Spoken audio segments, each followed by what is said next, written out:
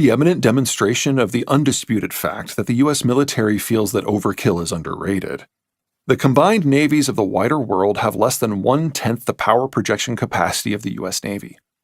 A global inability to impose norms on the region will guarantee a decades-long global depression, as well as ensure a succession of woefully inadequate efforts by a half-dozen powers, Japan, the United Kingdom, France, India, Turkey, and China, to salvage something from the bloody chaos.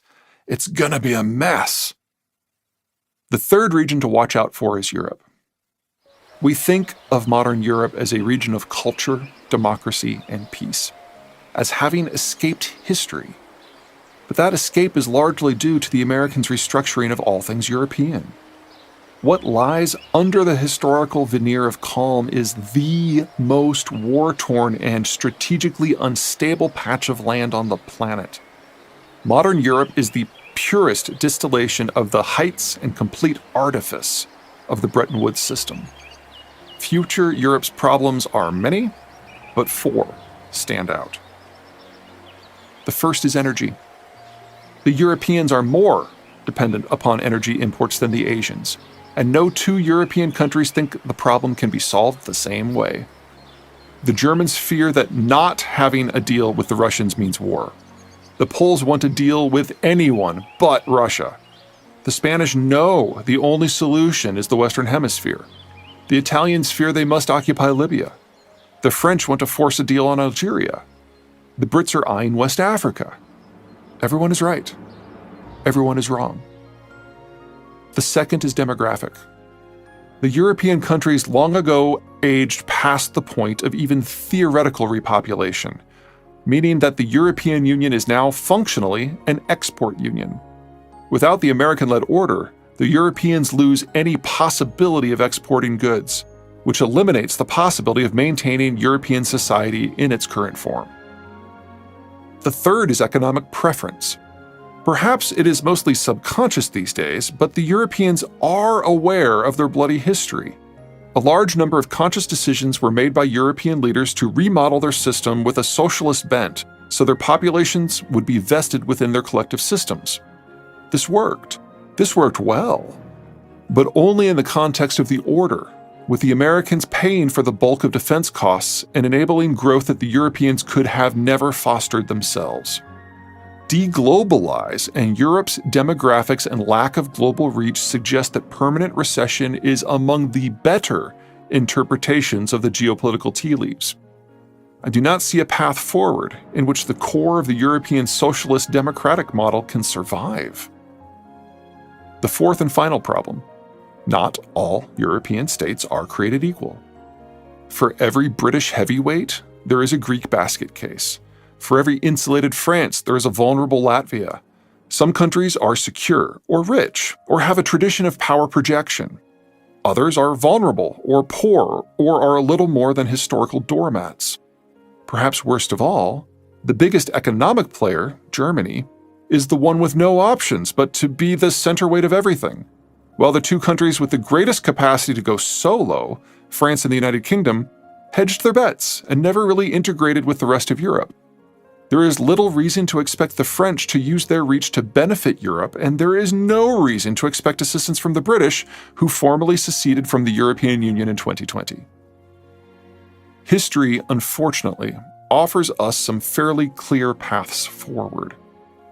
As the reliability of long-haul maritime transport evaporates, and the United States, by far Europe's largest market, goes its own way, the Europeans will put a premium on protecting what they have and know, their own supply chains and their own markets. That Europe is starting as the most protectionist set of economies in the order era doesn't help. The end result will be the creation of several mini-Europes as various major powers attempt to throw economic, cultural, and in some cases military nets over wider regions. The United Kingdom, France, Germany, Sweden, and Turkey will all go their own way and attempt to attract and/or coerce select neighbors to come along for the ride.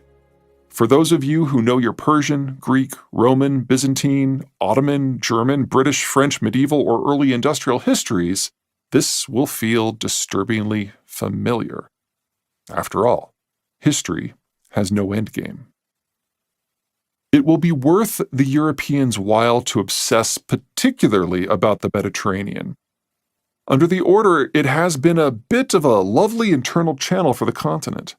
But looking forward, it is far more likely to return to its historical norm of being the world's most contested waterway.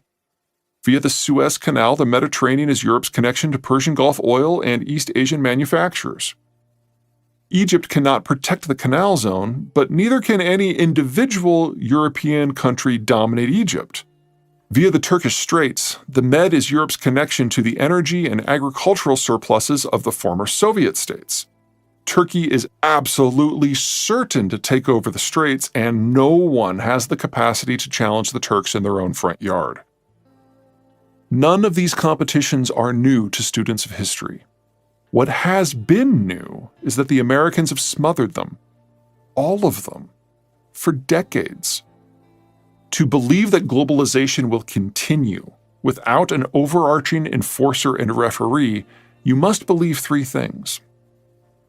First, that all powers in a given region will agree to do what the most potent regional power demands. That the Japanese and Taiwanese will accede to Chinese efforts to redefine the structural, economic, political, and military arrangements of East Asia. That the French, Poles, Danes, Dutch, and Hungarians, among others, will actively transfer wealth and control to Germany as the Germans age into obsolescence. That Saudi Arabia, Iraq, Kuwait, Qatar, Bahrain, and the United Arab Emirates will defer to Iran on issues of regional control and oil policy.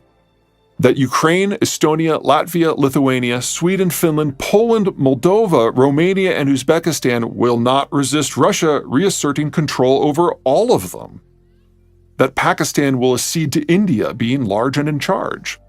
That Iran, Iraq, Syria, Russia, and Germany will not resist Turkey muscling itself up to the big table. That the various African nations will quietly accede to a renewed colonial wave. The Americans have held all these reckonings in abeyance since 1945. Now remove the American security environment. Look at the map with fresh eyes. Look at any map with fresh eyes. Second, you must believe that certain tools of statecraft will remain firmly off the table, most notably military tools. That the Germans, Russians, Iranians, and Chinese will not use military force to impress their wills upon their neighborhoods. That powers with military reach, France, the United Kingdom, Turkey, and Japan come to mind, will not use their capacity to short-circuit the actions of their less mobile competitors. History isn't simply littered with examples to the contrary. Most of history is the contrary, except history from 1945 to the present, of course. Third, you must believe that the dominant regional powers will not come into conflict, that the Russians and Germans, the Chinese and Indians, the Russians and Chinese, the Turks and the Russians, the Turks and the Iranians will always see eye to eye. Offhand, I can think of 10 examples of this not working out in just the single century before 1945. The world's supply of grievances is inexhaustible. For the most part, those grievances have not been acted upon for 75 years, but only because the Americans changed the rules of the game. Regardless of what goes wrong, long-haul transport is an instant casualty because long-haul transport doesn't simply require absolute peace in this or that region. It requires absolute peace in all regions. Such long-haul disruption describes 3/4 of all shipments in energy, manufacturing, and agriculture.